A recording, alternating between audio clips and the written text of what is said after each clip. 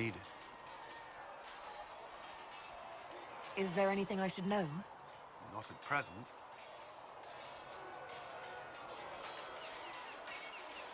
Why would Templars break away from the Chantry? The Order believes the Chantry no longer supports their efforts. Not to the extent they should. But the Templars have served the Chantry for ages. And in that time, they've come to take the Order's services for granted. Templars risk their lives against blood magic, demons, abominations, to feel as if those efforts are dismissed. I may disagree with the Order's actions, but I'm here as proof of that. But I sympathize with their frustrations.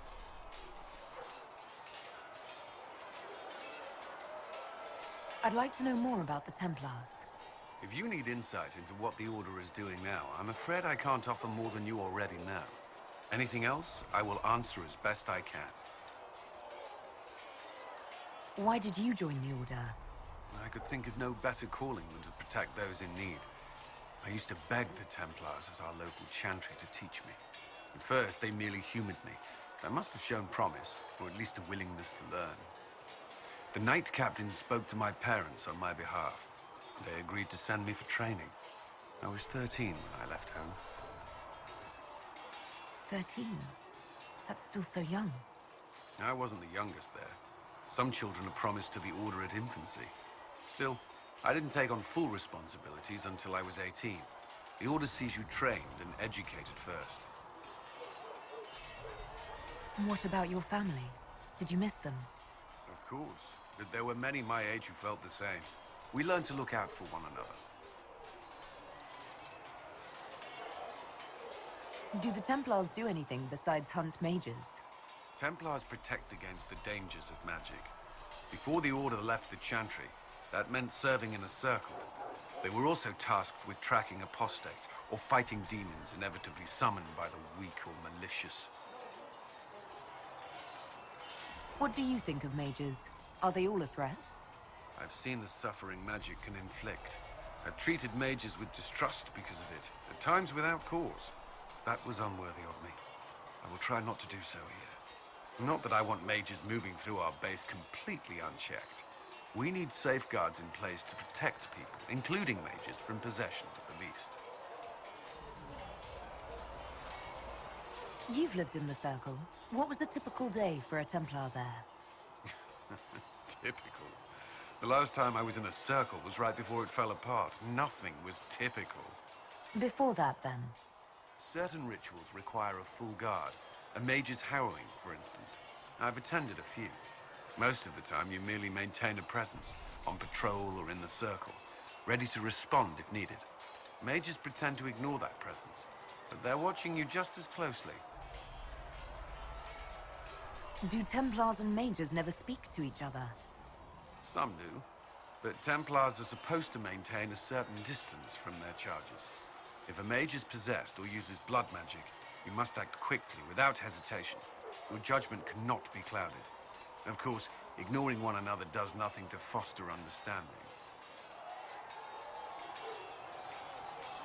What does Templar training involve? There is weapon and combat training.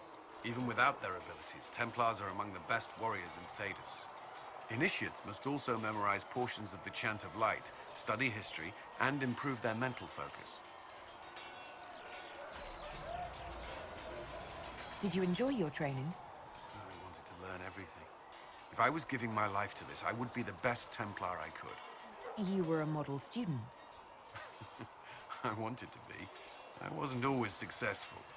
Watching a candle burn down while reciting the Chant of Transfigurations wasn't the most exciting task. I admit, my mind sometimes wandered. Do Templars take vows? I swear to the Maker to watch all the mages. That sort of thing.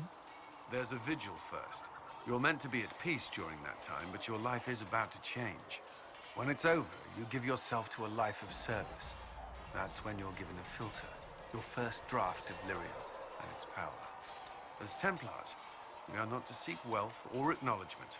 Our lives belong to the Maker and the path we have chosen. A life of service and sacrifice. Are Templars also expected to give up physical temptations? Physical? Why... why would you... That's not expected. Templars can marry, although there are rules around it, and the Order must grant permission. Some may choose to give up more to prove their devotion, but it's not required. Have you? Me? No. I've taken no such vows. Maker's breath. Can we speak of something else? That's all I wanted to know. Thank you. Another time, then. Did you need something? I should get to know you better. We are working together after all. What would you like to know? All right.